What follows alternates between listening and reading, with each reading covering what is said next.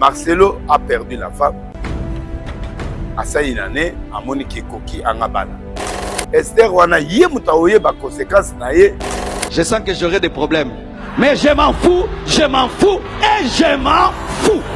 Ce qui est moko, abimana yé avant. Lui peut respecter, il pêche pas parce que sur azur moi c'est abalaye. Il pêche pas. Donc s'il y a des coulisses, na batou, balingi maman, c'est coutume. Maman ou melitre, akera mabele, alingaka etro, il faut abalater. Ça c'est la clameur. La mort c'est autre chose. Le remariage c'est autre chose. Un papa ne peut pas se marier s'il ne parle pas à ses enfants. En tout cas, Marcelo, pardon? Marcelo est venu Kopona. Tamamuke wana maobota afuma. Afuma. Ouais. Bon hippodrome. Ekena. Hippodrome Silia.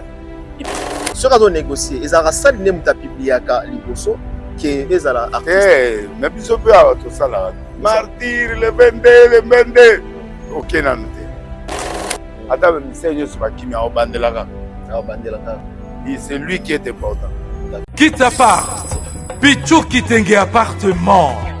Kote kandako, mpe kolukelo ndako kofutela toko somba, ezeli mosala na ye. Na yango, kokene mosika te. Contactez Bisso na 07 58 64 31 46 ou na 07 51 43 21 26.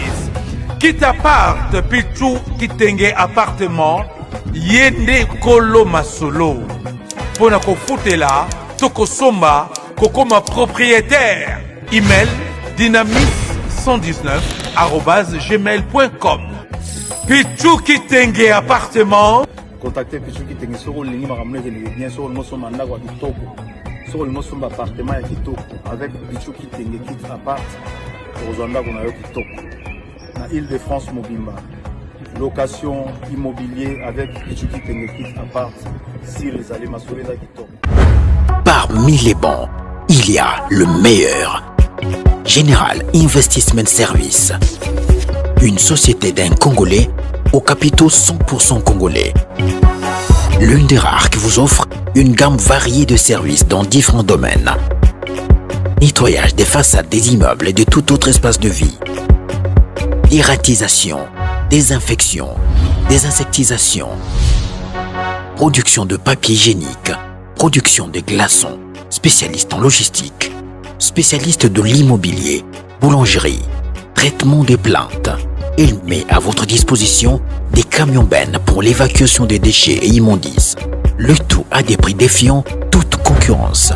Contactez-nous au 085 090 19 99 ou au 082 79 92 076. Rendez-vous au boulevard du 30 juin à immeuble Virunga, appartement 6, premier niveau, Kinshasa Gombe. GIS, le meilleur.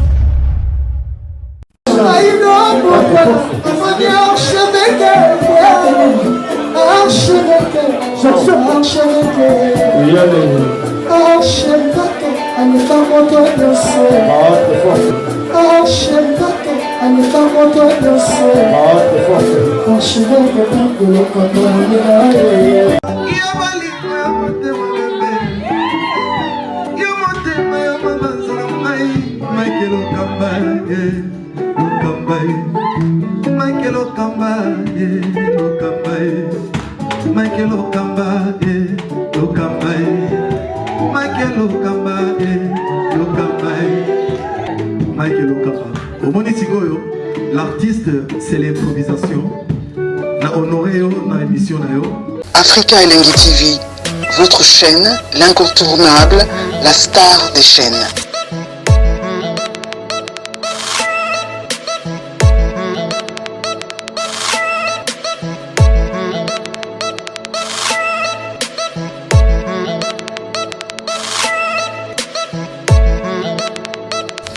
Africa Elengi TV, la magie de l'info. Voilà, fidèles internautes, bienvenue dans cette émission. Bonsoir, bonjour, ça dépend l'heure à laquelle vous nous suivez. Vous nous captez un peu partout à travers le monde, à travers la République démocratique du Congo. Mesdames et messieurs, comme vous le savez bien, cette émission a été toujours conçue par vous. Une émission qui vous ressemble en même temps. Une émission qui ne cesse toujours à vous donner les informations fiables et vérifiables. Nous allons parler à présent beaucoup de sujets où vous avez circulé. Nakati ya Mboka na biso, nous sommes avec l'homme de Dieu avec qui nous aurons le temps ya ko survoler, ya ko tambola na ba actualité où ils a vraiment ko dominer, actualité politique, engagement ezalaki nakati ya Doha, to mona comment est-ce que marambo ezali ko tambola, to yeba est-ce que Doha wana pour le moment tozo kende wapi to komi wapi, bien que l'accord n'est pas encore signé. Mais tu solo la affaire ya Doha, mesdames et messieurs, pourquoi pas to solo la na makambo nyonso o ezali koleka na ba réseaux sociaux, makambo ya ba pasteur, makambo ya ba prophète, makambo ya peuple dédié mambezelo le na kati etonga na kati église. Nous allons parler aussi n'est-ce pas, aux actualités ont dominé vraiment makasi au toyebi juste une année après la mort tragique de sa femme en Turquie. Le pasteur Marcelo va se marier davantage, c'est mercredi, le 23 juillet, et aux Alabongo na kati ya Belgique, je crois. Nous allons parler à présent avec l'homme dédié, Motonanzambe, avec qui Robeta Masolo. En tout cas, il obisi Mokili Mobimba. Pourquoi cette précipitation? Où est qui et pas pasteur Marcelo? Pasteur Marcelo, à mon nini, où est sali vraiment que Abala, il y a-t-il un anguille sous roche na mariage au Yezali le 23.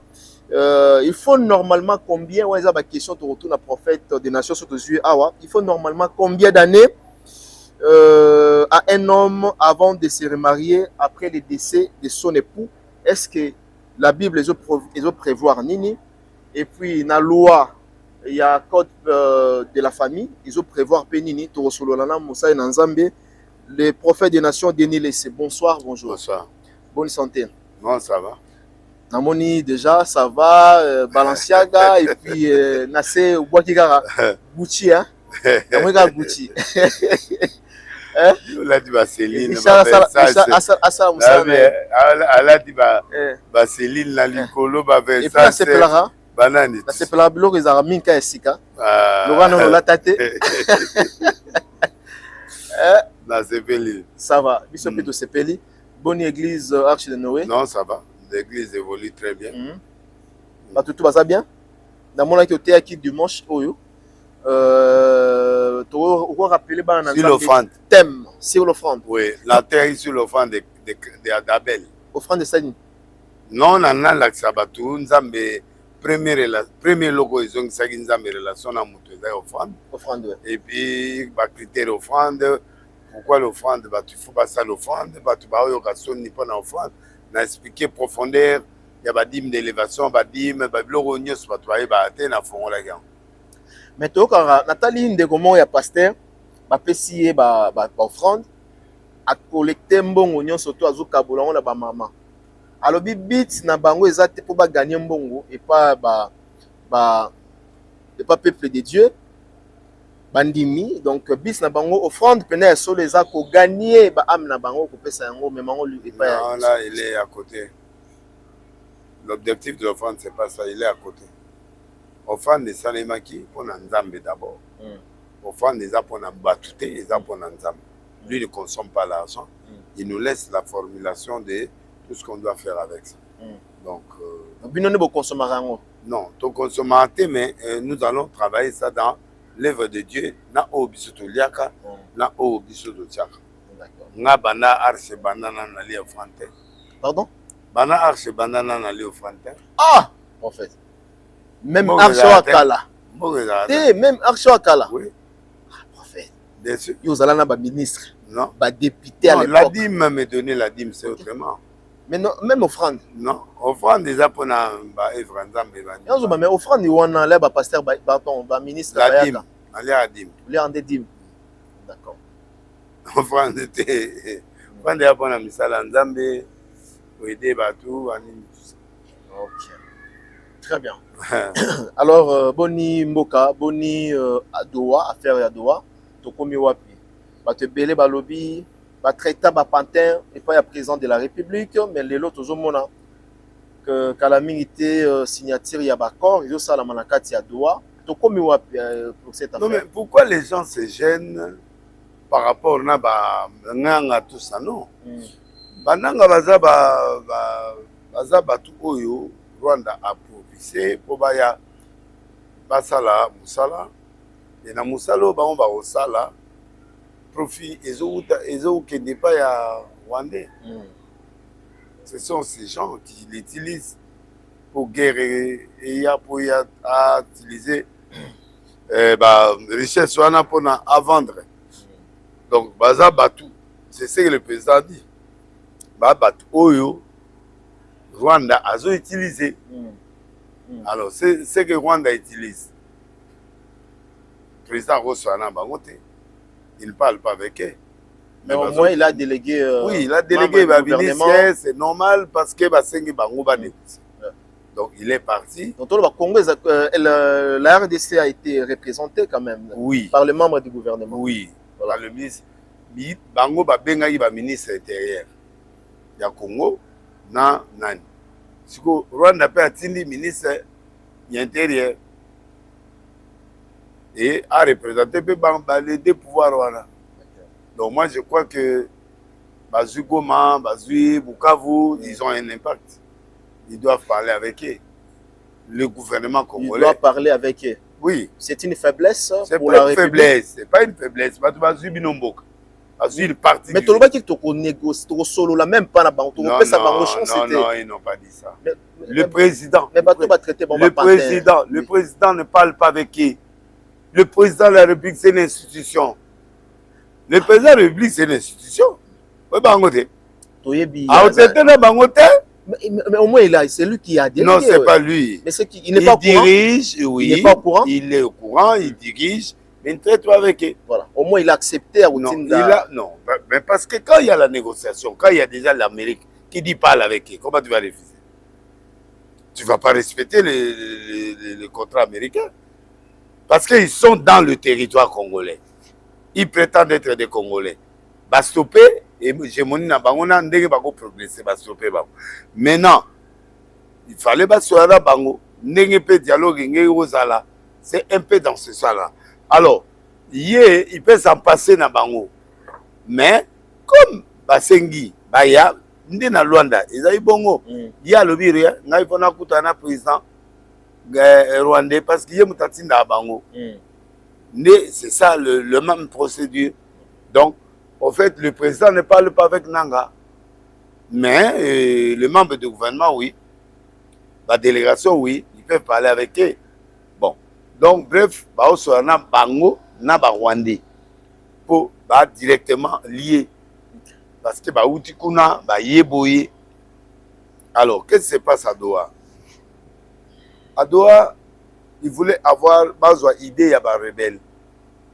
C'est Kagame qui voulait 8 ans pour diriger Kivu. Donc, c'est une intention qui voulait tout justement coupé. Mais en ayant la bénédiction du gouvernement central, c'est une tentative. Ils ont refusé, l'Amérique a refusé ça. Dans quel pays où au monde va diriger une portion du pays pendant 8 ans? D'accord. Ils ont tout refusé. Maintenant, ils ont préparé quelque chose. Quand ils vont signer des choses, ils ont demandé le cessez-le-feu. Voilà. Pour l'intégrité territoriale.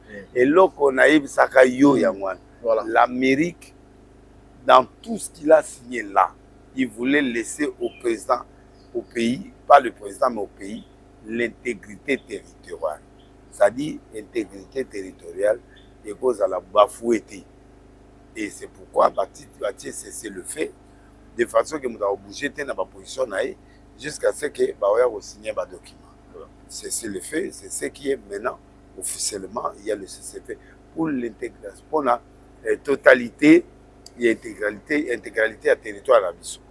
Maintenant, quand ils vont venir signer, ils vont reculer. On peut aux zonga, bateau, baza, Congolais te baké bato baroya oyo baroya brassage aux asouté aux ala vraiment rigueur avec beaucoup de rigueur nani oyo barozoa faut nani faut vous pensez que brassage ça les asouté mixage aux asouté il y a pas critère eza trop pose à la congolais pena ba soda na biso bakenda baké bato wana il faut vérification à plusieurs reprises pour la ozongisa bango voilà donc dans le sens wana mais braquage ou des aguerres bozi bato non ça passera pas. Alors pourquoi seulement cette négociation endimami l'air tobungisi milimo ya bato, pourquoi pas commencer dans les débits les makamouane bande au salama à niveau à est du pays. Non, seulement aux élites pire comme après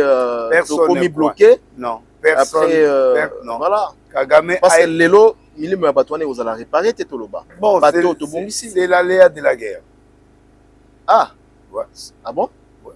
Et c'est l'aléa de la guerre. Oui. Ils ont la conséquence de la guerre en bien que nous ils sont irréparable tetoloba. Irréparable non. Parce que nanga irréparable parce que ils sont irréparable parce que nanga ozala juger te. Yango qui t'a dit ça? Bosenga na bango kasi engagement te. C'est-à-dire que déclaration au bango bazo sala c'est normal ba batu. Voilà, déclaration na bango personne ne s'attend. Longola ba condamnation sur bango. Longola ngo te parce que nous sommes dans le premier négociation ba utaki bandimi intégrité territoriale ya Congo ezala respecter quel que soit le président.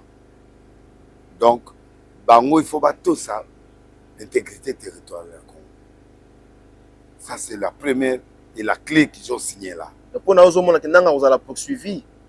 Mais nanga sera poursuivi tôt ou tard, il sera poursuivi. Comment? Nanga roya boya sera en Congo. Il va être poursuivi. Soit en bon mois, il va être poursuivi.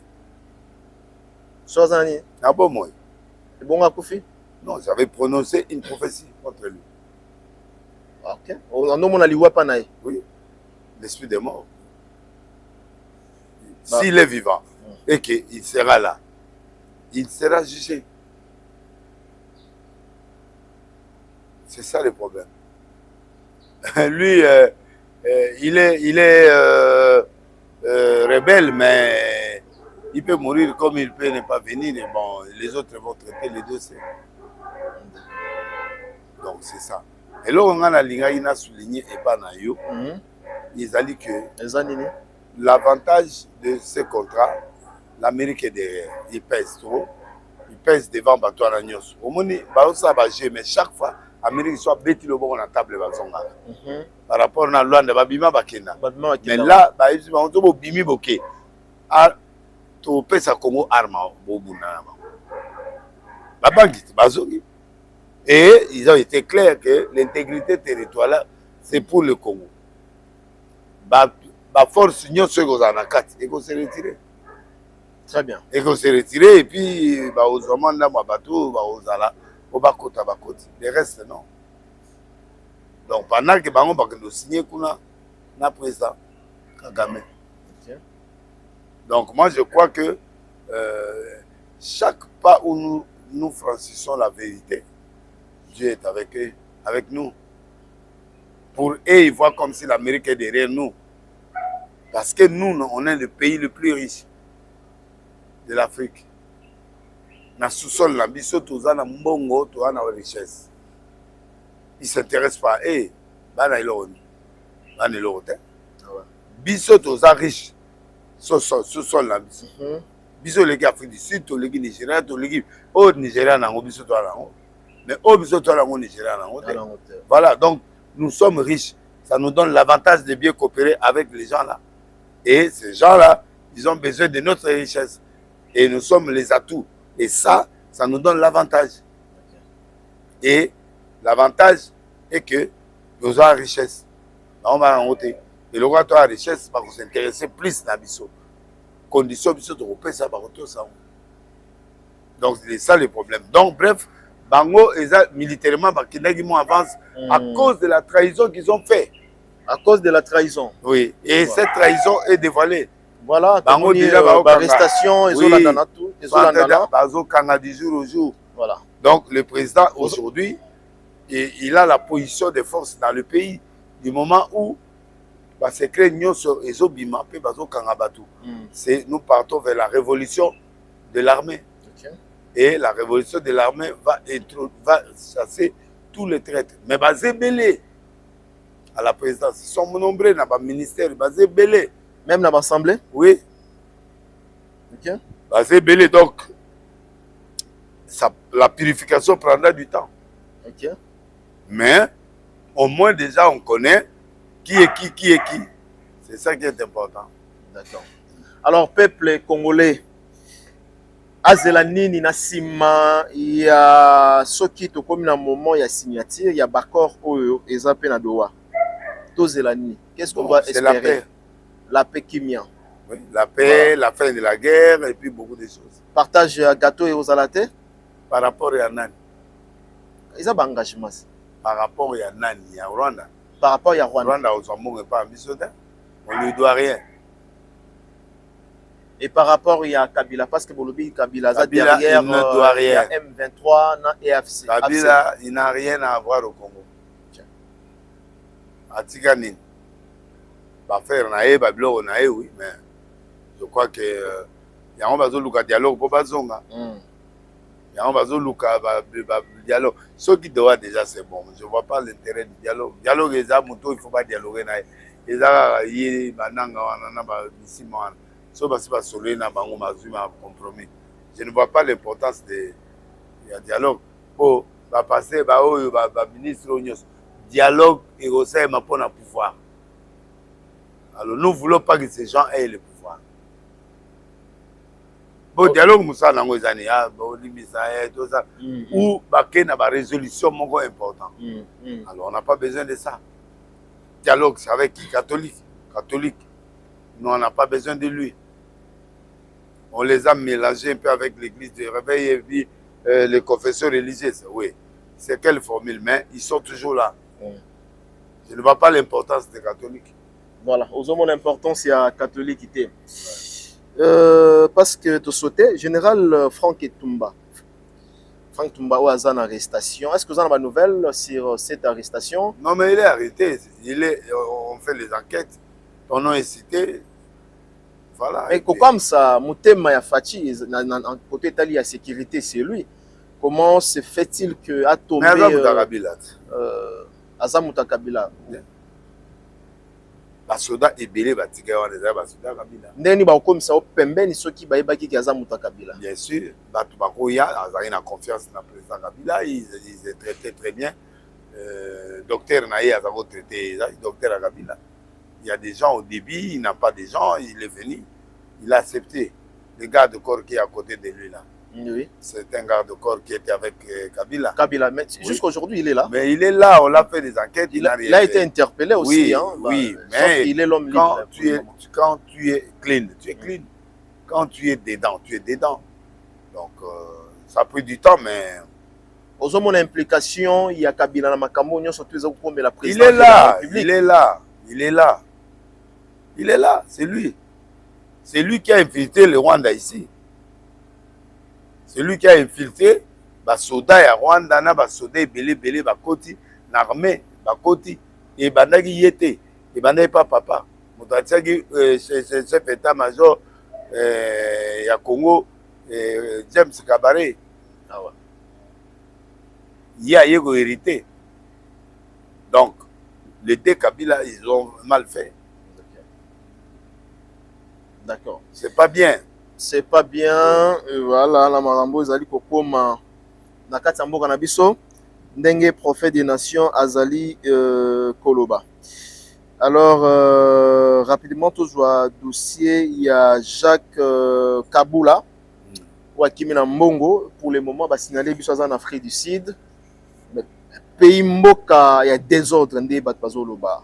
Ba laisser aller Moutalala la muka akimi na mbongo. Détournement de temps en temps. Prophète, je suis un mboka oyo. Et ça wapi? Non. Les raisons sont là. Quand quelqu'un est gouverneur, on t'interpelle. C'est-à-dire, on n'a pas prévu que tu fais un discours, on t'interpelle au niveau national. Tu dois venir. On attend le gouverneur. Il a pris fuite par devoir Azam, quand même, numéro 1 à Gatang. Il connaît les sièges. Un pays de... non, on peut de laisser aller. Non, on ne peut pas dire ça. C'est comme si l'autorité n'existait pas. Non, non, non. Comment Moutarouiko Il dépend du ministre d'abord. Il ne dépend pas du président. Akimi Ndengeni ma service na biso ya DGM. Tout le monde y a ngoté. Non, yo biso to mona te to bato baza censé. Oui, mais il y a des endroits où DGM est daté. Comme aussi oui. Donc RDC Ntarobi Manaï à tout moment à Lini. Mais à quel Zambie? Des Zambie, il est parti en Afrique du Sud. On ne connaît pas le vrai itinéraire, mais ce qui est vrai, qu'il n'est pas là. Ce qu'on déploie, il n'est pas là. Moko bato qui marabu hein. Matata poni azar. Il y a problème té. Matata poni azar. Kaka. Ou apparaître quelque part. Non, mais azar en Afrique du Sud. Oui, mais barozoyo, tous en a contrat en Afrique du Sud. Tous en a pas contrat belé. Même s'il parle, on a déjà remplacé, c'est pas grave. Ah, Nira Kim Lambonga ba congolais, c'est pas grave. Non, l'argent on peut le récupérer. T'en fais pas. L'argent des banques à banque, il n'y a pas de problème. Le problème c'est la personne. On l'a rien dit. On lui a rien fait. Lui-même, il a fouillé. Qui l'a arrêté? Il n'avait aucun mandat d'arrêt. Il savait qu'il n'a pas de mandat d'arrêt. Mais là, lorsqu'il est déjà invité, déjà dans le service, surtout. Invitation, ce n'est pas la convocation. Il a été invité comme tout le monde. Mais au moins, dans le service, surtout la sécurité. D'après ses ordres était que Bakanga Moutouboui. Mais quand il n'y a pas d'arrestation, mais quand il n'y a pas signaler au préalable, quand il n'y a pas d'arrestation, mais quand il n'y a pas d'arrestation, quand il n'y a pas d'infraction, il n'y a pas d'arrestation. Moutouan a fond, dans la place où il y a les gars dans la boîte où on a l'équipe. Il s'est couvert ou tout ça, l'équipe n'est pas l'équipe. Si c'est vrai ce qu'ils ont dit, il est passé. Il est passé. Tu dois retenir Nini dans le gouvernement à Fatih. Bon, le gouvernement de Fatih existe. Tu dois retenir Nini. Il a travaillé dans Banane en fait. Non, mais il travaille. Il a été laissé par les gens qui étaient avec Kabila père, Kabila fils, qui sont revenus. Et il a fait confiance. Mais il y a eu des traîtres qui étaient là et qui ont préparé la chose depuis 10 ans. D'après la nouvelle qu'on a, 10 ans qu'on a formé pour infiltrer l'armée congolaise. Est-ce que vous avez excuse pour Félix Antoine Tshisekedi n'a fait un mandat n'a fait? Oui. Et vous avez excuse? Oui. Bah dérapage tout, il y a pas détournement. Il y a Moutalala la Mouki Akimi Nambongo. Gouverneur Abimi Akimi sans que bazoyer. Au côté à côté Boloko na détournement après Abimi. Et vous avez excuse pour le président de la République? Le président de la République conduit la politique de la nation. Il y a des choses, des imprévus qui sont là, qui doit gérer et assumer. Et c'est ce qu'il doit faire. Mais le gouvernement est en marche. S'il y a des infiltrés, on les attrapera. Et puis ceux qui ont fui fuiront, mais il y a toujours les réponses qui seront trouvées. Pourquoi prophète au critique à pouvoir et à Tshisekedi? Je les critique. Oh nini ozomo naza kusala ya mabe. Je les critique. Pendant tout ce temps, ozosala nini ya mabe? Bon, je ne vois pas Mabé Ming Azosala parce qu'il a subi beaucoup de choses, mais il y a des éléments, par exemple, au Goloba, par exemple, bon, économie, par exemple, dire que Batoubazo va salaire Zaba, ce sont des choses que lui, il a pris à 5 milliards le budget. Il a ramené à 15 milliards. Il a fait un grand effort. Kabila était à 5 milliards. Il a mené à 15 milliards, il fait les efforts de monter malgré la guerre. Donc, l'argent comme 15 milliards, tu vas faire quoi avec ça? Il n'y a rien à faire. Pendant que les Africains du Sud sont dans les 80 milliards, des 100 milliards, l'Angola 80 milliards, des 100 milliards, nous on est dans les 15 milliards. C'est trop bas. Donc on ne peut rien faire avec 15 milliards. Si on prend seulement l'effort de guerre, c'est parti. Donc, mais il a fait quand même un effort pour que un équilibre soit là, que les gens mangent, que les gens vivent quand même malgré. Donc, il a fait beaucoup d'efforts. Moi, je ne peux pas encourager, détruire quelqu'un qui qui fait des choses, qui fait un effort, tu vois, s'il n'y avait pas de guerre, il n'y avait pas des choses, j'allais le critiquer sérieusement, mais il faut aller mollo avec une personne qui montre la Toloba ndenge lelo nzala ezali et pas bateau à cause de la guerre toloba. Non, pas seulement la guerre. Non. Intempestive, c'est la guerre. Pas seulement la guerre. Ce Voilà. sont des choses qui ont déjà été détruites depuis longtemps. Il est venu, il arrange. Avec 15 milliards, il arrange. Tu vois? Alors, quelqu'un qui fait des choses comme ça, il faut l'encourager. La guerre de Kabila n'est pas la guerre actuelle. Hein. La première guerre, oui. Les belligérants, il les a amenés ensemble. Mais on ne savait pas qu'il était dedans. Les M23, les choses, tout ça, on ne savait pas. Les gens, le directeur du cabinet du président a parlé. L'Oman a parlé. Comment il a été utilisé aveuglément. Donc, il y a des choses qui s'est passé dans la politique. La paix, là, il a donné 60 millions à Kagame et aux autres, là, pour l'effort de guerre. Il versait de l'argent qu'on ne savait pas. Félix a dit non. C'est là où tout est sorti. Donc, mais quand vous donnez 60 millions, il n'y a pas de guerre, mais l'argent là, c'est beaucoup d'argent. Pas moi. Donc, le président Félix a dit non. Moi, je ne peux pas payer ce que je ne connais pas. Je ne peux pas payer ça. Et c'est là où la guerre a commencé. Bon, si tu ne nous payes pas, nous, on va réclamer ça. Venez. Et la guerre est là.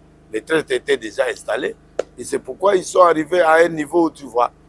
Donc, le président de la République, il n'est pour rien dans cette histoire. Il a subi les choses que ses prédécesseurs l'ont laissé. Voilà. Et il fait l'effort. Maintenant, le ministre des Finances, qui a pris l'engagement de verser et de travailler les routes et les choses pour arriver quand même à la fin. Donc, c'est ce qu'il est en train de faire. Voilà. Tolobela, avant de citer politique, Tolobela, vous avez été reçu par Mbemba, ministre AI de la Justice. Et c'est là qui se dit à quoi raconte Yona, ministre Mbemba AI. Bon, ministre Mbemba, vous avez un problème. Samuel Mbemba. Samuel Mbemba. Voilà. Il y a un problème, il y a premier problème, il y a et il y a un problème privé. Il y a un PC Bambote parce que n'a PC quand même Bambote. C'est quelqu'un qui était directeur du cabinet de Mosso. C'est quelqu'un qui est maintenant ministre AI. Oui. Je devrais lui présenter mes civilités. Deuxièmement, il m'a invité pour que je puisse parler et je puisse parler de la consultation. Moi, je lui ai dit clairement, oui, je suis d'accord avec la consultation. Le passeport et le reste, c'est pour donner aux leaders, c'est bon. Tout ce qu'on veut faire, c'est bon. La carte, c'est bon, mais qu'on prenne ça comme une carte. Comme carte. Comme carte, oui. Comme... ouais, au Sengi Balongola. Oui. Balongola, 5 ans, 5 ans, non.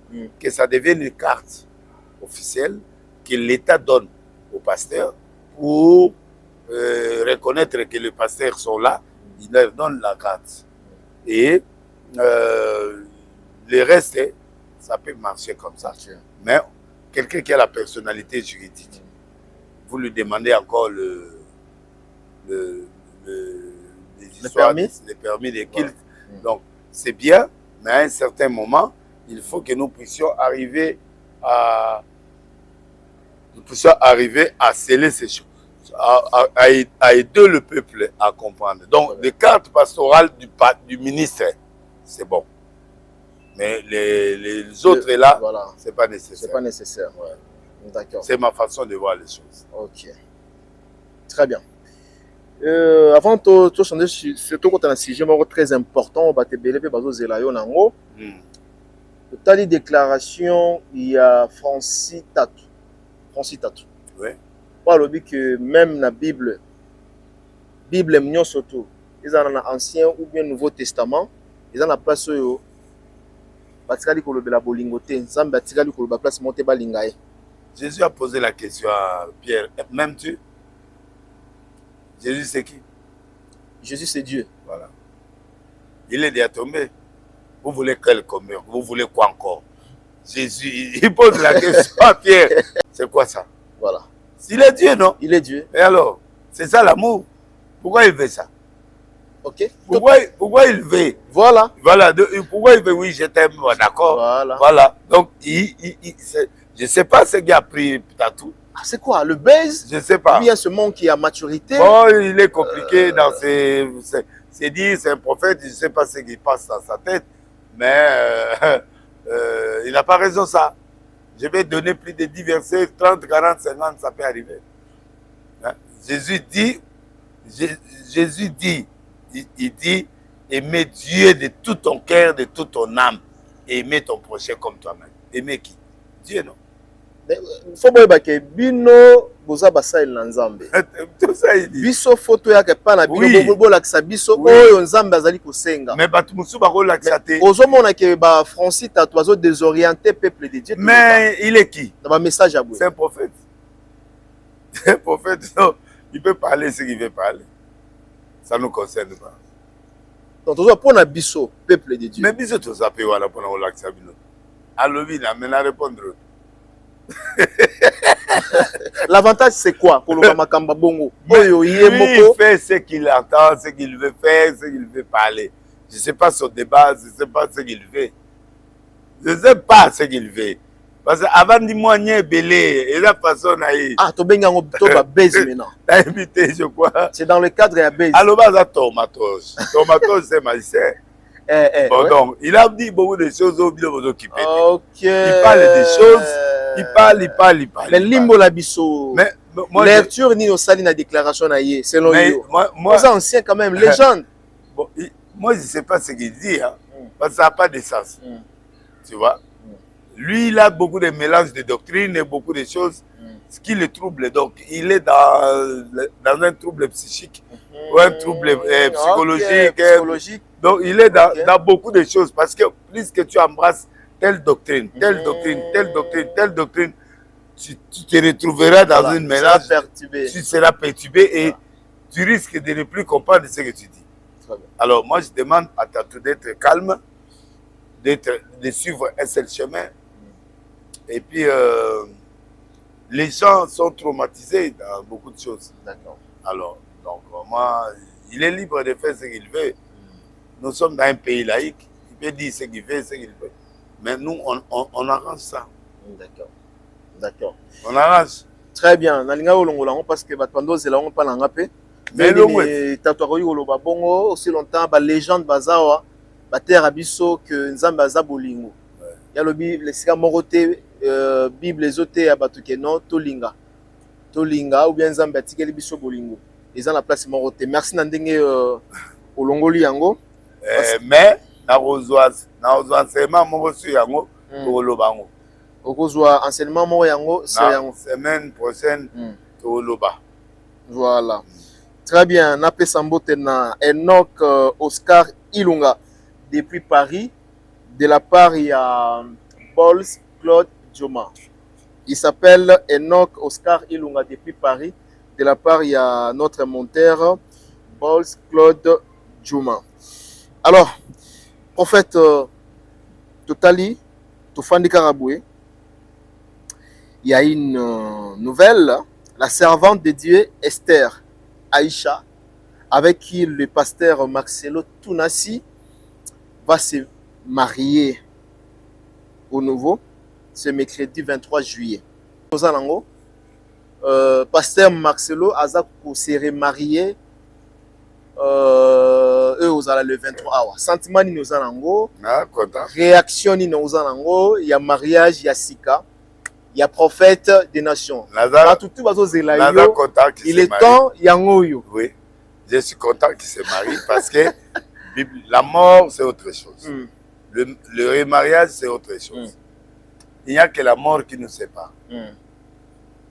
Et là, moi c'est na mbali za liwa.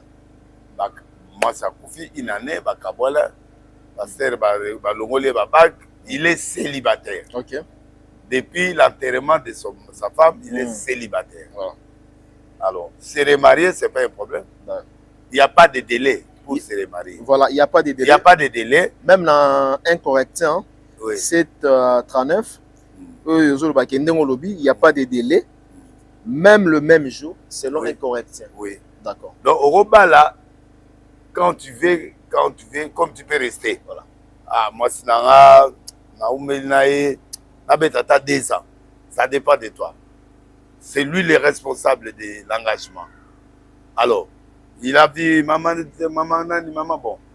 En fait, le problème qui se passe, Oui. c'est la clameur publique. La clameur publique. D'accord. Qui veulent que le pasteur puisse attendre un peu Un peu, oui. pour avoir le mariage. Oui, oui. D'accord. Ça, D'accord. c'est la clameur. Ça, c'est la clameur. Et les coutumes. Voilà. Et les coutumes. Donc, nos soeurs, voilà, nous sommes des Bantous. les Bantous, bon, Voilà. moi, ça a été au Koufa, bon, Talo, c'est la Mamouké, moi, ça a été Wapi, bon, Balié, Wapi, Bana Bazana choc. Bon, on ne sait pas si les enfants ont le choc. Ah! Non, mais Nazotuna, On ne sait pas. un papa ne peut pas se marier s'il ne parle pas à ses enfants. Mais il faut poser maintenant la question À qui? aux enfants.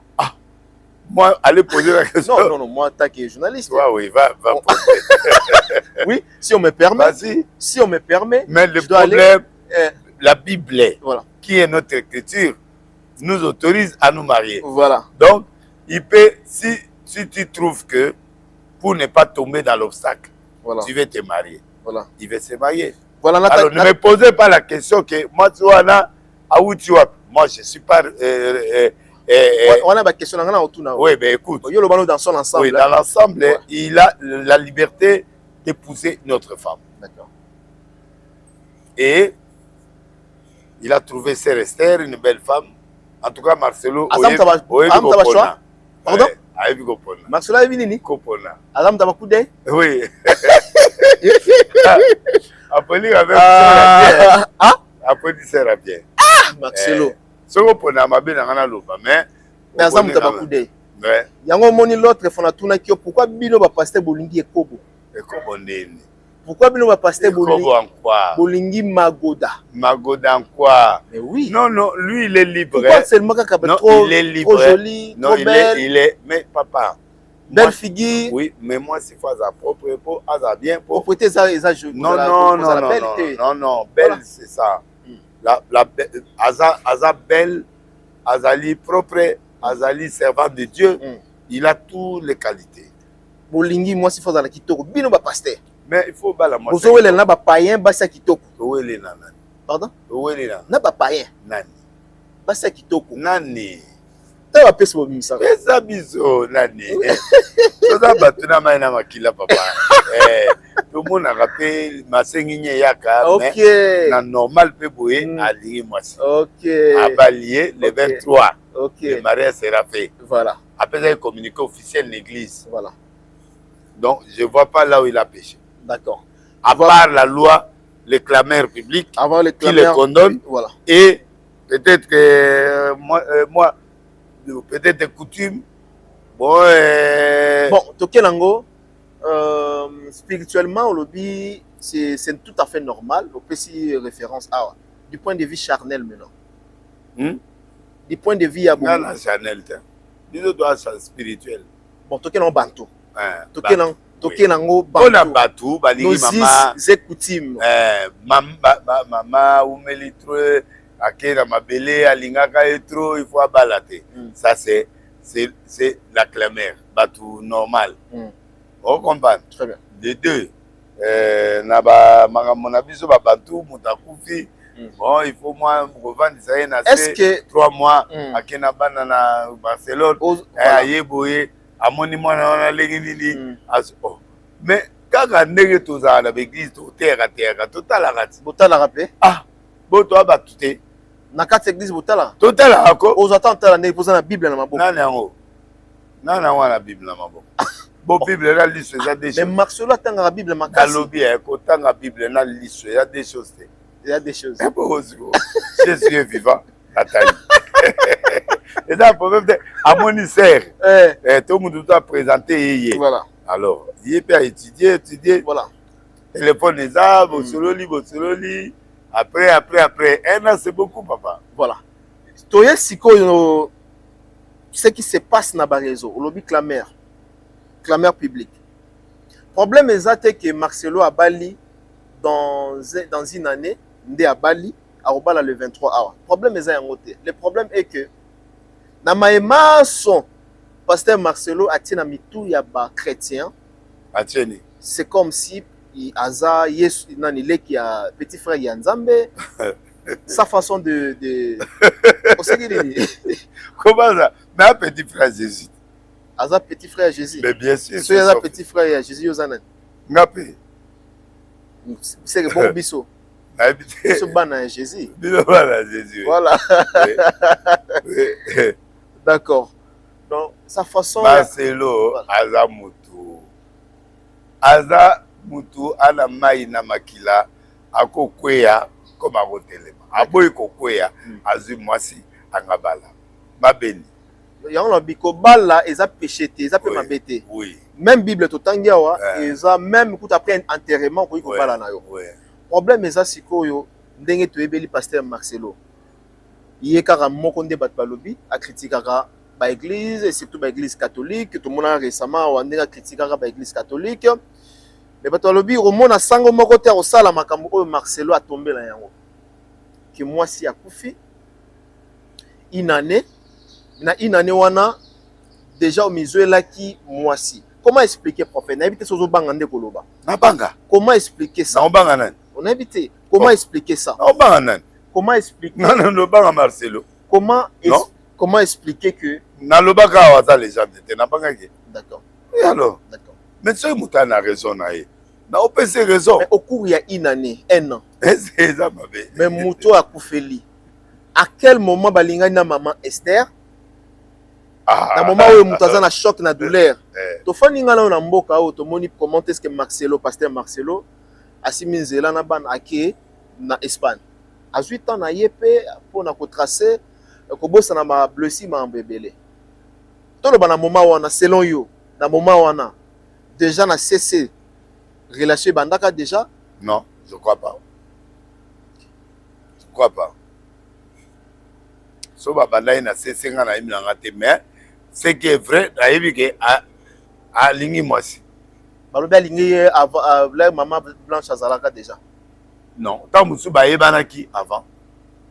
Tant musu en tout cas question ane faut retourner à Marcelo. Bon nga na yebi na qui va vie privée à batute, na qui va vie privée à basalité, na monaka oyo et pesinga. En fait entre nous. Aux parents, aux responsables. Kobala moisi. Oui, ça peut arriver au Bali moisi dans 4 mois, dans 5 mois. Mais la moto, il y a tout qui là. Pour nous, bala moisi après combien de mois? Non, c'est difficile. On répond à la Bible. La Bible, voilà. Moi, je ne peux pas aller en dehors de la Bible. Je dois rester dans la Bible. Okay. Donc, ce Bible, le bien après. Et puis, c'est de l'été. Okay. Donc, lui peut respecter. Il ne pêche pas parce que son gars, moi, c'est à Balaï. Il ne pêche pas. Donc, s'il y a des coulisses, ce qui est à Banana avant, on est à l'ingate. Donc, c'est l'analyse. Oui. Moi, je ne connais pas ça. Je ne connais pas qu'il a aimé avant. Autant moi, ça a une vie, il a mon été. Na yoki yango ba spécialiste ya mabala la biso nde bantu baoloba. Marcelo a perdu la femme. À ça une année, à Monique Koki en Abala. À Ipsibana, à Ipsi-Église. Où est le mal? Maintenant, il va épouser Sœur Esther. Esther, on a yé moutaouye ba conséquence na yé. Toi, aza vrai, toi, aza mabé, toi, yé moutaouye bi parce que c'est lui le responsable. Alors, en aimant cette femme-là, le pire et le contre, c'est lui qui connaît. Mais moi, je donne le point de vue biblique. Azalana yé avant, Azalana yé avant. Baozana moutou avant, ba yébani. Mais ils ont été bobimar. Ce qui est moko, abimana y avant. Wana yum toye psanga parce que moi je connais pas. Dans la fin de la bangota. Yangona soloba. Si les gens clamèrent, disent que comment mutumala moko, oui, mais je peux trouver une femme en 2 jours. D'accord. Toka déjà pasteur Marcelo Loba, à moins qu'il n'a bossana, à moins qu'il n'a s'est trompé. Alors bi pour nous la moi si il faut goûter. La prédication na moko. Toloba na ndenge to koma le 23. Je ne crois pas. Hein? Je ne crois pas qu'il a dit ça dans ce sens-là. Alors na sens bakataki bakataki bon tu es sur bakataki non à goûter avant voilà il faut goûter non je vois pas tout le banini avant le 23 ah ouais c'est que et ça là déjà non à goûter il va épouser alors bah la moitié c'est rester pasteur tout bazota la biswa na moni ozozwa je dirais pas ozozwa Paris à Marcelo mais ozo répondre selon Bible oui mais au un moment donné il faut répondre biso selon le bantou oui parce que nous sommes des bantous oui pasteur belé bota na bozana basi na bandako je pose la question maintenant au pasteur y compris pasteur de Nélis oui si c'était un homme qui est mort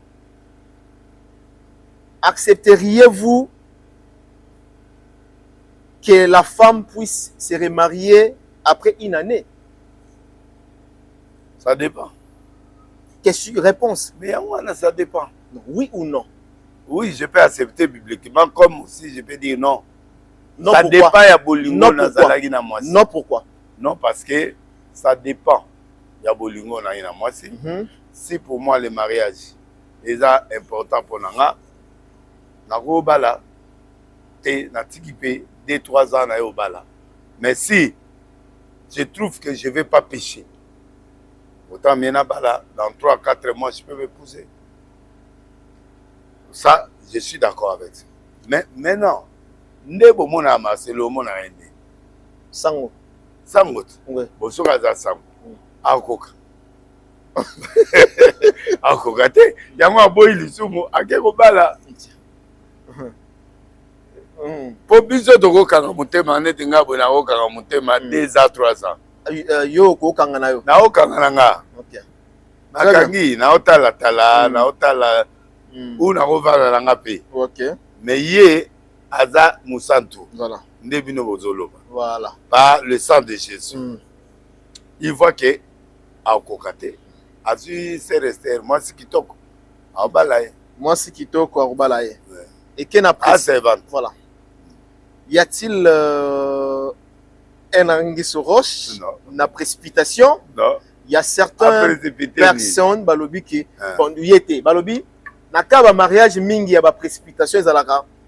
Moi ça na zemi hein je dis pas à lui nazolo ba la plupart to ebi le londeng comme na Congo. O bala moi fille na poni ah na zemi kotaki. Fona bala talaka ngana chrétien pour ki na ndenga malamu. Dès ce moment il y a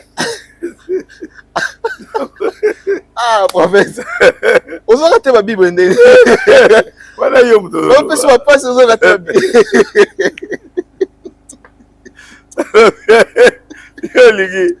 yo ligi la cuisine bien passé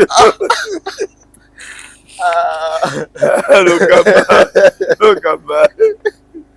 gamba bon ça peut arriver muto akoza ape abimina mwasi na zemi abali quand même aobala tu ateza zemi aza célibataire atutewa milibaku azemi si mwasi angawela abala c'est ça ce que tu veux dire c'est pas un problème soki eza zemi aobala ekozala ba hypothèse wana te non je crois pas bon à supposer que eza bongo voilà.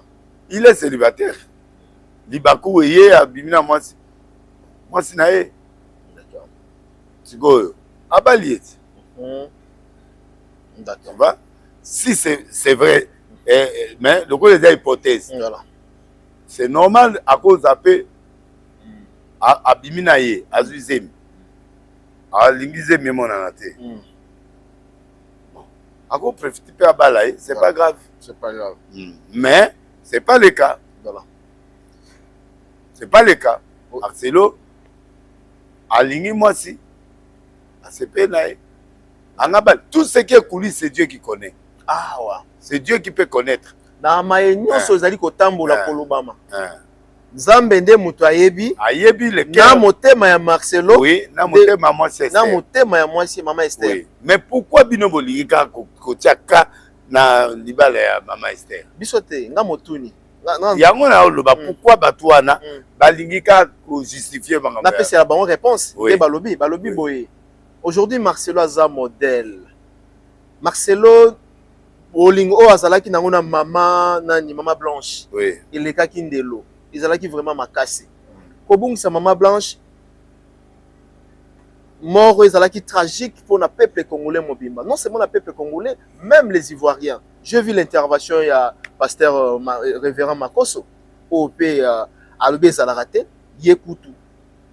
Nengaza wana ti lelo azan sans moi si a repréféré même à ça les cobra robatama qui a été de bala a précipité bala. Voilà. Makoso. Makoso. Je les salue en passant. Voilà. Ozomona. Donc, le rôle de Marcelo pour à décevoir bango, à décevoir ma maman. Parce qu'il y a des mamans qui plairent dans la situation oyo. Baza inquiété, baza inquiète ma maman. Bazo là. Pourquoi ce genre de comportement? Parce que Marcelo, pourquoi cette précipitation? Yango ozomona est dérangé quand même dans le comportement ya Marcelo ninga afficha. Il n'y a pas de bateau. Batbandima qui était bongo. Donc voilà un peu le cas de oui, pour le bateau bazolela. C'est normal, il faut voler là. Monaki nenga linga mwasinae ndenge ya kokufa. Pour ils ont une intervention moko natala ki mama Blanche batuna ki à moins qu'il a bossé nango vite fait natala ki en lobby na ba 2h du matin. Kazala pe na pongi mais alobando lobela que non ceux qui lelo mobala za te pas bala arobala dans un moment d'être ba une année te ba 3 mois te ba 5 mois te apparemment lobela iblo mo bon ceux qui a loba iblo donc notala sur vidéo en Asa Marcelo te. Le problème c'est que Marcelo a lingi libala tout ça. Il doit épouser, il n'a pas péché. Malgré bolingo nyonso akolinga mwasi na eti na kati ya libala wana zolinga ye. Mais la mort a déjà mis fin au mariage. Est-ce que famille à maman Blanche barozala d'accord na ici libango route na ye kuti libala ekufa. Etika liga ya bana. Nouvelle wana est-ce que barosepela nango? Mais bala mais il faut abalati. Ata barosepela te mais il faut abalati. Pour la bango lokola babungisi mwana. Oui. Wazalaki na ndako ya libala. Bazana on a choc mais bamoni lisusu maman mususu akoti na ndako wana. Tu es à terre. Eza ye alingi bongo. Dans la ligne bongo Marcelo. Mais bien sûr. Alingi bongo par rapport na critère na ye, par rapport na Bible, par rapport na mambebele. So alinga bala. Ako bala mais azo continuer kolela mwasi na ye. Parce que ça part pas directement. Oui, non, oui, vous avez raison parce que place mon rebat balobi. Oui. Kobala mwasi la kisite que non. Pas Cécile, non. Pas si à moi si ou à Koufa ici. Mais ça peut aller et qu'on peut ko diminuer ko aider oui abosana bablo abosana ba mbebele. Oui. Ça peut arriver. D'accord. Pour moi si wana awa ya bon on met ma barite menaye ba yepé ya ko kota directement en ligne et puis abosani. Mais ça passe pas bossa maman nani wana. Ça passe. C'est une bonne femme hein, c'est une femme de grande valeur. Voilà. Le mariage à Maman Blanche, il paraît que Zalaki le 23 juillet, il paraît, tu dis bien. Et celui serait aussi le 23 juillet. C'est une coïncidence ou un symbolique? Bon. Parce que vous avez ma casse côté de la chiffrologie. Hein? Oui, mais il faut que nous ayons exactitude. Il y a date, il y a l'Iba, la Maman Blanche. Si tel est le cas. Bon, moi, je n'ai carté parce qu'il faut nous assurer. En fait, dans le si tel est le cas. Bon, peut-être à l'ingui date wana ezonga. La chiffrologie est le banine 23 23. 2 plus oui, 3 égale 5. C'est la guérison. C'est la guérison. Oui. Peut-être dans la guéri n'a pas si wana. Peut-être date wana épessier temps ya guérir. OK. Et au PC temps ya guérir. Voilà. Parce qu'il ne veut pas rester comme ça.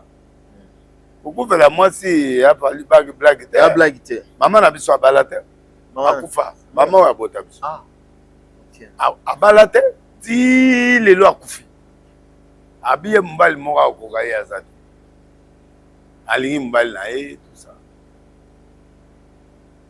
ça la biso pasi mais de respecter la volonté. Voilà. Mais il y a des gens qui se marient pour guérir. Voilà, message Moïse Awa, Batoualobi, Maman Blanche, a oumeli nanda kwa libala, a oumelaki nanda kwa libala. Je crois, 26 ans ou 26 ans. 26 ans, ouais, 26, il semblerait que 20 quelques d'années au Basali nanda kwa libala. Bah, comparé à Ngobalobi, Lelo 26 ans remplacé à 1 an. Comment vous trouvez cela? Bon, ça arrive. Ça arrive 26 ans, Bazali ensemble. Mais à Kokiti. Parce que Bazali est habitué, Bazali boé, c'est un pasteur, papa, c'est pas un civil, c'est un pasteur. C'est un pasteur et puis pasteur n'a pasteur dans un rythme naïe. N'a bon à oba la paix du soutien. Et après la maman tinate mais na oba na paix. Tu vois, il a de grandes responsabilités, il faut l'accompagner, il faut bana. Il veut passer à autre chose, il faut le comprendre. Moutou nangana moutou ya Marcelo est différent. Moutou ya Marcelo na Laurent Dalo est différent. Moutou ya Marcelo na moutou est différent. Moi je crois que chacun de nous a son système, sa façon de voir les choses. Il faut comprendre. 26 ans de mariage, c'est une très bonne année. Kota kotika la pile célibataire était. Ngana otika mais il était. Ngana rovana nga. En fait. Non, na vandi na nga na kenda na ba États-Unis, ba France, ba ni na okene mamnanga. Mais c'est un fils à papa. Okay. Donc, il est habitué, il est à côté, donc il doit, pour guérir à cette maladie, il peut marier. Très bien. Mais c'est un exercice difficile. C'est un exercice très très difficile. Oui. Quand ça dépend Ça dépend de chacun, lui, il ne peut pas. Il se marie. Voilà, ça dépend de chacun, ça dépend aussi de son entourage, et sa situation familiale. Beaucoup c'est là que makamba ona kalenga isoki oya bali pasteur oya poto. Boloba ki awa papa bobala na bolingi ko bali sa Marcelo pourquoi? Ake ko bala na pasteur mususu. Tu vois? Voilà. Bato do bato balingi. Magele le salama il fort. Bato balingi Marcelo trop. Pas Marcelo comme on a mabete balingi yo. C'est normal. Voilà. On surveille. Voilà. D'accord. En fait, Marcelo appelle ça image Yabosantu. Et il ne veut pas tomber dans le piège du diable. Ah, il appelle ça diable espacité. Voilà. Akanganzoto. Voilà. Biso doit la biso, va péter, va tout. Nzambe, abenga biso, kofana na yo 30 ans au balité. Voilà. Mais yé, vous êtes fort, hein? En image, Moussus. Il faut constituer les balles. D'accord. Ah ouais, et puis tu as la climat autour de le climat, il y a un problème. Le climat, il y a un problème. Mais ça va. C'est trop tard. Mais si on a compris, le 23, il va se marier. Si on a compris l'intervention du prophète, si on a ça la résumer. D'un côté, selon la Bible, de marche à Marcelo, ils ont la condamnation mon côté, ils ont la péché mon côté. Non. Donc, dans la droiture, il y a la procédure, il y a l'ibala. Oui. À la voie normale. Oui. Mais d'un côté, surtout zongi étant que bantou, bah nos is coutumes, to linga komona makambu ya boyete et surtout ce que bungisi mwasi, to kende ko bala pendant que les mususu bana bazali et surtout ceux qui bana bazalaki bana ba wi kotikala na ba blessure na ba choc na mambebele. Wana na coutume na biso. Pour le bic non clameur de public au bazo réclamer. C'est ça non? Clameur de public bazo réclamer précipitation il y a pasteur Marcelo ndenge ya bali. Donc voilà. Alors to clôturer nini na bato ba betami lipaku na mariage il y a pasteur Marcelo vous allez le 23 vous invité? Non, peut-être les là, peut-être les athées, bon, ça dépend. D'accord. Mais on toi bien. Na senti on.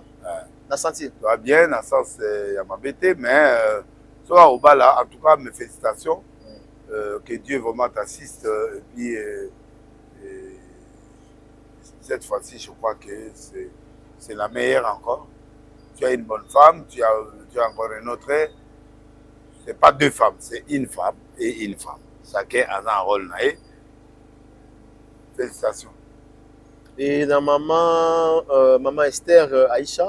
Maman Esther, Zala Moutema Malam. Non, c'est à quitter, hein. Faut pas déranger maman. Zala Moutema Makasi, Pozoya, et pas à Marcelo. Voilà. Un grand pasteur congolais. Naïbi Kosu, au Kraka déjà, au Yebi de Amakam. Wa Moutulabiso, au Masola, on est Zala. Après, maman pasteur à Boyambi. Hein? Boyambi, attends, ngate, mais pas tout ça, Boyambi. On a déjà. Père naïe pasteur Muturanga Oyonani à la place à il est là, donc il va l'accompagner, il va faire ce qu'il doit faire. C'est mon jeune frère qui va se marier, je l'encourage de faire un bon mariage. Voilà. En tout cas, moi j'ai fait juste poser des questions au pasteur prophète des nations, à Limboli Bisso vraiment, comme il se doit. Donc, ils ont la pécheté, ils ont la problème, les sous-mésatés, même na code, la loi congolaise, selon l'article 358 du code de la famille, il n'existe aucun délai légal à respecter. Un homme veuf peut se marier immédiatement après le décès de son épouse, du point de vue de la loi. Donc, il n'y a pas péché. Et à placer. Voilà. Sauf que Makele de Salama, parce que postir naïe za pasteur, postir naïe to ebiye, dengate aka, dengasala raba critique, yangwana Makele luana ezoya nango. Pasteur point de vue na lobby lisusu, soki to souhaité. Mais soki dans la kanayo ozela 6 mois. Ngana ovanda na ngana. Ofana na. Ovanda. Bokoka. Nata na kokite na vandi. Goma lokola nani ndeko mona tanga kia nini. Nani oya Côte d'Ivoire nani. Ah oh parce nani Peter na biso nani. Nani Makoso. Okoma lokola Makoso abivomi asala ekobo meza na obata. Bon, on est libre. On est libre. On est libre. D'accord. On comprend. D'accord. Il y a la logique. Alingi Maramunaï qui est là. Donc, tout ce qui est bala. Tout ce qui est bala. Ni code de la famille, ni le moins effectué de balade. Il peut se marier, il est marié, il n'y a pas de problème. D'accord. Ça, c'est Alinga. Moi, c'est à vivre. Conseil, nous, on peut ça Marcelo pour tout ce qui est. Bon, Marcelo, courage. Aux expériences, on peut surtout se balader au Yebi. Maman Batu bakangami na maman na niveau accepté. Maman Esther, hein? Faut accepter ça. Balinga qui est trop, bakangami na maman Esther, faut s'identifier. A m'y imposer. À m'y imposer, aider à s'imposer et puis à ça plus que maman. Maman Blanche. Il n'y a pas de comparaison. Maman Blanche a fait son époque, son temps. Et maman Esther, il va faire son temps. Tout ce qu'il a eu temps. Ouais. Tout ce qu'il a eu temps, fallait. Ouais. Ok. Alors, bon, le bagage déjà oublié qu'il y a un choix. Ouais. Un coup d'œil. Et moi, c'est qui t'en. Alingira ba peau blanche, hein? Et ça bongo. Mon kilomètre tambola bon. Tambola bon. D'accord. Très bien. Tambola bon. Très bien. Alors, on a zamam ke, on a maobota à fond. À fond, ouais. Ah, y'a solo. Ah, c'est là ma casse. Mathieu Makash. Ok, tout ce qu'il a eu à temps. Tout ce qu'il est temps. Ok. Maman Esther. Tout ce qu'il est au temps. Ok. Mais ma vie, c'est mon cigare. Ah, mais c'est mon cigare. Oui. Très bien. Toi, j'étais dans la question à Kofi Olomide, à Kek Poto, cette fois-ci. C'était une bonne nouvelle. À cette date, le 6 août, si je ne me trompe pas. Non, le 6 septembre, je crois. Na ING Arena. Oui, oui. Na Belgique. ING, oh, fallait ah oui, fallait faire bêta. Mais le problème, c'est que la date, si on bâtit le 6 septembre, va mentionner concerté. concert exact na site jusqu'à présent. Abuna. Bon hippodrome ekena. Hippodrome esilia. Hippodrome balobela on souté. Yo monaka déjà na musika ki hippodrome obeta te. Naïba. E banden. Prophétique. Mama malamu ya Kofi balobi prophétie bimaka te. Hein? Mama malamu ya prophétie et pas bon, Kofi Dieu l'a épargné beaucoup de choses. Épargné? Oui. Na mama mona. Peut-être bato ngabaya te, bangabaya mendenge sengilité. Peut-être maman musu ngesimba te bon. Zamba épargné comme on a hein. Qui tout concourt au bien de ce qui aime Dieu. Beta na yo, you are na semo. Le roi ba pesi date te. ING bon. Na ba fiche ba tie date. Mais na site officiel il y a salle combo ezate. Ezaka ye moko. Ye batu na ye. Batu ye moko na ye. Polo balati ba komi le 6 septembre. Et là qui c'est que concert fait le 6 septembre 2025. Mais to côté maintenant na site pour na salle investigation. Il n'y a aucune nouvelle, il y a concert, il y a Kofi Olomide. Bon, peut-être à négocier. Ce qu'ils ont négocié, ils ont ça ne muta publié à Liboso que ils ont artiste. Mais biso peut avoir tout ça là. Martyr le 22. OK nanute. Après OK négocier au foot. Ba musiciens au mona avenir ezanini ba ozonga. Banan. Ba musiciens au Kofi Olomide après je crois après beaucoup d'années hein, quartier latin Mobimba na Europe. Ozomona ndeni ni bazonga pour la moni ndeko moko Sandra Kazadi Sandra Kazadi abi o aroki matombola lisap. C'est une question vraiment retour na bandeko wana. Bon di matin o aroki matombola lisap erango. Bon moi 2-3 mois ba otika la. Voilà ezanga na moto. Okia message na ngo. Nga pona nga bos bon pas ko serrer bango mais e ko serrer ndeni. Batika bango non, mais non bako ya bako kini ba. Bon c'est pas un problème avec ça. C'est pas vraiment grave. Faut confier à ça. L'essentiel, confier à ça. Attends, mais c'est une chose qui m'a Bandelaka. C'est lui qui est important. D'accord.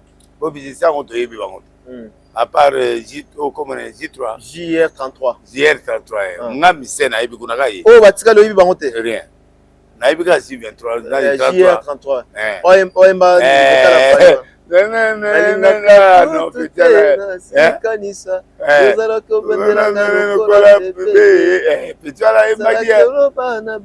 Kofi ayebi ko sala batu. Ayeba mais mbalo asali ka J3. Ati pe na mulongo. Ati côté mususu ayeko yemba. Apa zongi. Kala o zake ba fali ba te. Voilà ils sauté. Azu de aku. Mais ça va confier à Ibiko Bimisabatou, il est un grand homme, c'est bon. Aux hommes, la déclaration à Kofi Ndeni, à interview, moi, ça, les arènes, et comme déjà démodé pour naïe, bien que yem talakisa batu baré dans la carte Congo, mais comme déjà démodé. À tout même question à lobby, déjà mon Michael Jackson a bêti arena, non. Déjà mon telle personne a bêti arena, abi pour naïe. Premier à monde à Betakina. You Arena. La fille là. A Betagina You Arena. On a cause. Jackson a Beta Arena ndeni mutasa kufa. Bon, il y a toute une question qui est non. Mais ça kufa. Donc engol ba Ernea zalagi babilo kana ezaiti. Engol ba ke no abeta ou abeta te et lo belé loko moko te. Mais le to moni justifier anga Beta Arena abeta. Mais le eza contradiction to mona siko ke no azongi abeta kaka to lingi suma muté. Oh, hippodrome te beta kaka. Abeta. Les 6. Et la biso mandomine dondo soute abeta. D'accord. D'accord. Otali annonce ya fali o batie kombo. Ils ont annoncé quelque chose de Zoya, Batazo Banga, soit Stade de France, Yassika. Bon. Otali affiche wana eza communication mobimba. Oui. On analyse nini balé. Fali to banga été soit nga beta Stade de France au beta soit nga bimsa album abimsa. O banga ta. Stade de France, ça coûte trop cher, mais il va payer. Dieu va l'aider, il y aura des gens qui vont payer. Et puis, c'est un musicien qui faut mon aide. Il faut pas s'engager, il faut pas producteur, il faut pas comme il goes à l'album, comme il goes à la paix. Il n'y a pas de problème, il va l'affronter. Il y a pendant ce bon et mon ami, il fallait à Obeta. atondisa yango mpe. D'accord. Cette fois-ci, on a fait un aoumé na poto na moni bande comme ça bazolo ba non. Bon, information on a évité que Mukanda ici, bon, je ne confirme pas. Mais ce qui est vrai, le Mukanda est renouvelable. On va faire la fin du mois trop na poto na ba musicien. O to tikala kozwa ngote. Bon, aboy na ego ya bo, ban na ya. Preuve en est que bat balobi absence na ye na festival mondial et salami awa. Et absence ezalaki qui à mon IP à salagi festival là gouvernement peut bâtir qui écarté. Ok. Ok, babundi si festival na ye. Selon après d'après badi na ye na évité. Mais au renouveler Mukanda ils ont appelé moi tant mikolo na Europe. Comment on attend? Ouais. Comment on appelle ba ligne de cause faire à la mais Mukanda va renouveler, c'est bon, il n'y a pas de problème. D'accord. Aza visible. Ouais, et puis Aza star, hein. Aza star visible. Bon, bah, tu vas star na Mukanda, non. Star dans le sens que Ayebani, Aza la manière ni rose la Mukanda. Hein? Aza la manière ni rose la Mukanda, pas ya moto. Nandimi n'a vraiment été qu'ils a vraiment ba vraie raison qui fait rigola Aza na protocole. Alors, résumé pour la politique, Natika Nangayo. Bon, pour la politique, le contrat est pour l'intégrité territoriale. Ils vont descendre malem okende. Même bananga nyoso bazolobana, soki Amérique alobi okende. D'accord. Mais balingi kimiezala. Kimiezala ouais. Intégrité territoriale. Koto bazoloba koto bazokuna bazo contredire. Donc jusque là le contrat n'est pas signé mais le territoire est accepté. Le Congo est indivisible les amok. Donc ici. C'est ça le motif. Même les États-Unis, c'est ça. Le reste, il y a Babylone, Oyo, Bamouana, Bapilipi. Mais Kagame a eu chaud. D'accord. A eu chaud pour moi, ça l'autre maillate. D'accord. Amérique a grande puissance. Première puissance mondiale. Par contre, ça qui ça, Russie, na Chine, la France, les États-Unis. D'accord. Budget États-Unis, le budget à Chine. Donc, donc, Amérique a une grande puissance mondiale. Donc, il s'impose. Donc, il y a une photo à Babylone rebellée, il y a les Nations Unies. Donc, ça priorité. Alors, c'est un pays indépendant, oui, mais ah ouais. Donc, parce que l'Amérique, c'est Israël. C'est Israël, ouais. Donc, il ne faut pas faire des choses. Il n'y a pas de blabla. Il faut soumettre-toi, puis c'est fini. On doit être dans la paix, on vit dans la paix, il n'y a pas de guerre. Au guerre, c'est ici, là. Au Union, c'est tiré à Mangonga. Regardez, aux Zonga, aux Salo, aux Salo. Oh, nani, basi ba koma mikolo. Bana ba FDL. Alongole yango parce que baza kunat. Mais baza ba réseau ba on va suite. OK. Bo baza kuna. Te ba FDL baza. Baza nani moi parti on se dit non. Soit. Mais c'est une info argument oyo Kagame azako luka. Nanga na ba ninga ba linga kivuana non. Oya la ça oya. D'accord. Donc c'est l'intégrité territoriale qui est priorité, c'est ce qui a été signé, ce qui est respecté. Donc, pour ça, mon boulot, la carte est Mbokati. Mboko est indépendante. 8 ans, ils sont indépendants. 9 ans, ils sont indépendants. Même 1 minute, ils sont indépendants. Donc, là, ils ont tracé déjà pour dire que Awa, Mboko est au Kabanati. Les restes, ils vont signer, ça va faire. Très bien, merci. Merci, prophète. Tokomina Souka, il y a émission. Babongisi nga papier. Babongisi, voilà. Tu récupérer Bango. Tu récupérer na Pessambote na Bedachou. Na Bedachou. Le beau gosse. Le beau gosse. Nga na Pessambote na Yannick. C'est là la 6. Non, na... Yo mabelo nga na yo to swana. Bon, nani... Nabiso. Choisis Matata. Ange Céleste, donc... Choisis Matata. De PC Bambo, c'est le vénérable grand maître. Oui. Voilà grand maître Mtanzungu. Boga nzungu. Yote. Te wala pena ndeko nanga. Ozate. Ndeko nanga. Yo za mongala, biso abasakata, yo suko za ndeko. Ba adoptanga déjà. Ate. Yannick Kini ya Rombox. Donc on appelle si beauté. Yannick Kini ya Rombox. Na boka Yannick Kini ya Rombox. Mutu na yo te? Na lobi. Siko ngala zo boka batu na nga. Kasi mutu na yo autala yo. Na sisa. Kato sisa non na ye. Rombox. Kini ya.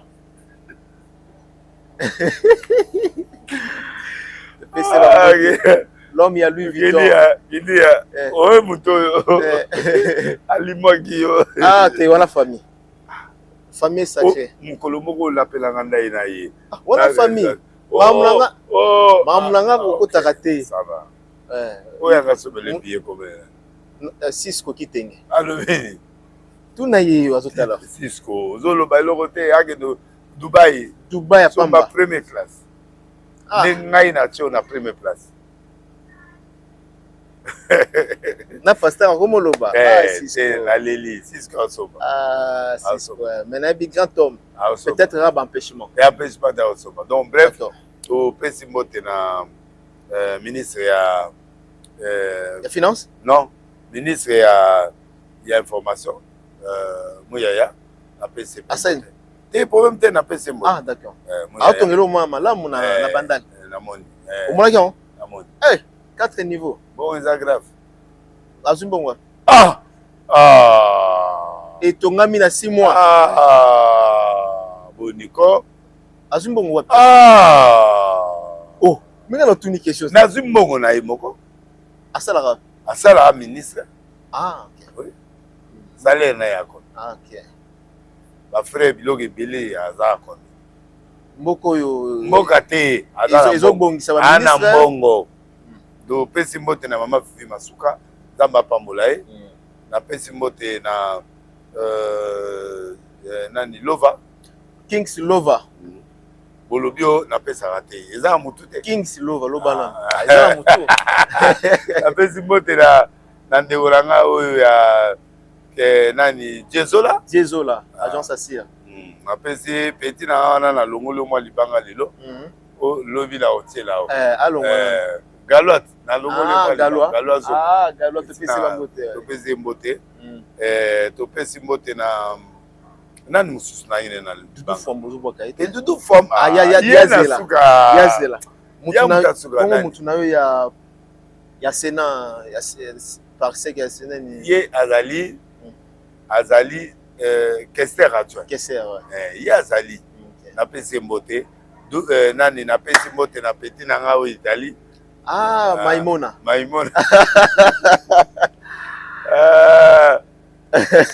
Cristiano Moto.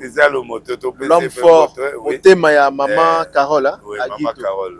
Watopesi ba mote. Maman na break. Maman Carole. Apona moi ça malamu. Ouais. Cristiano Moto. Ndra botate. Cristiano Moto. En tout cas oza mobali. Ozi moi si solo. Couple kitoko Cristiano Moto. Topesi Mote pa Alingete, Gilles Alingete, Willy Mosheni. Topesi mbote na ministre ya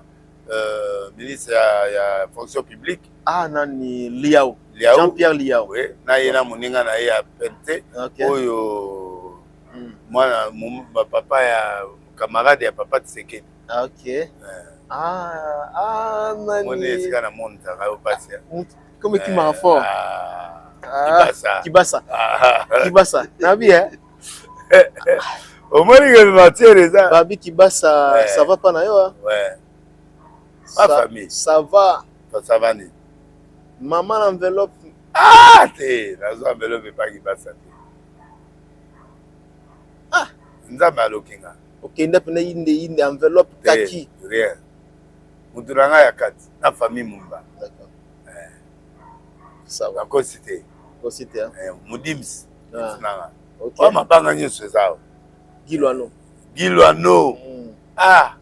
Omoni lobi ayaki jeudi ake conseil des ministres na bengi vendredi abiyaka na bureau avant 12h.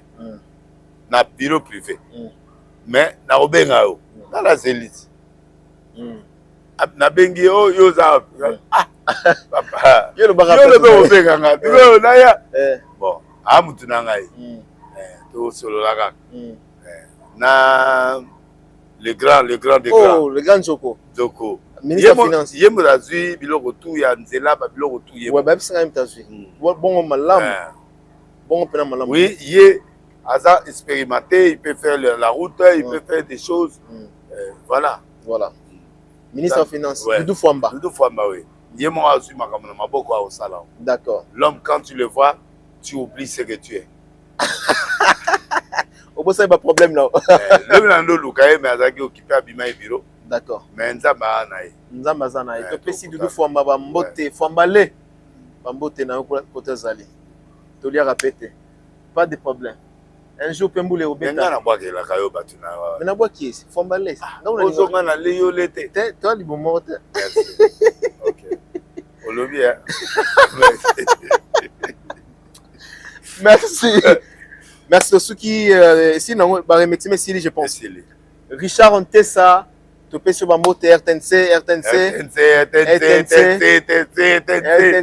Ouais. RTNC toujours hein. Logo. Mais on a communiqué moko. Ezani.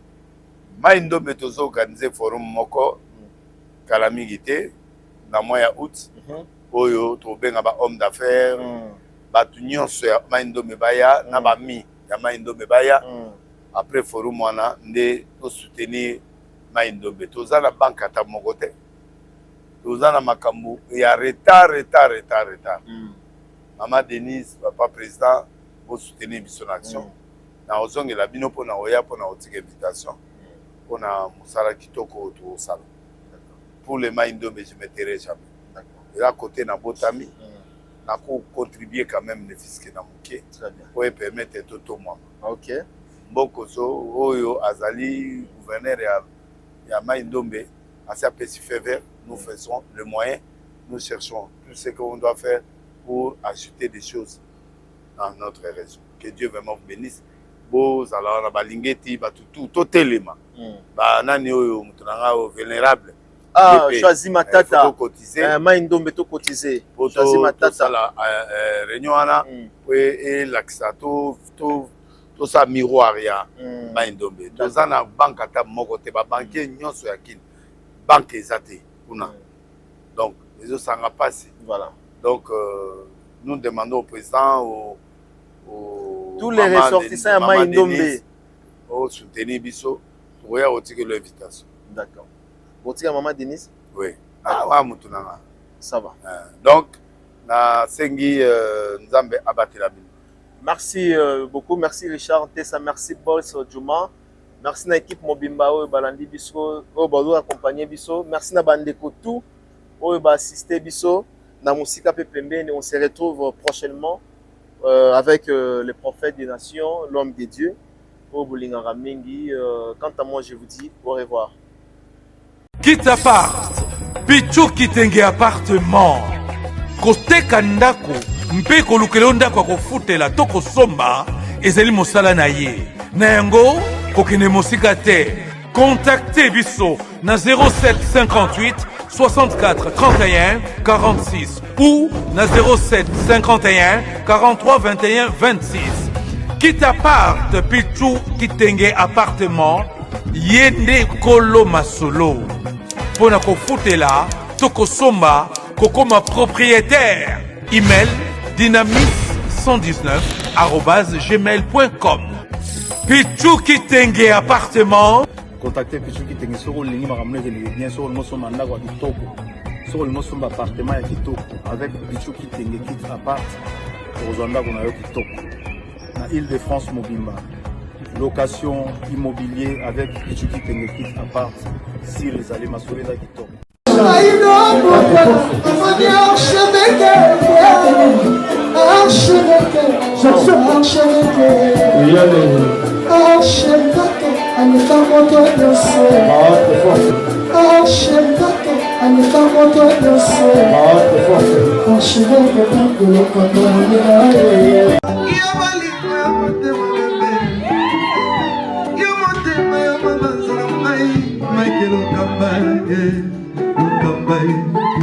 Michael Okamba, Michael Okamba, Okamba, Michael Okamba, Okamba, Michael Okaka. Au Monitigoyo, l'artiste c'est l'improvisation. Na honoré yo na émission na yo. Africa Elengi TV, votre chaîne, l'incontournable, la star des chaînes.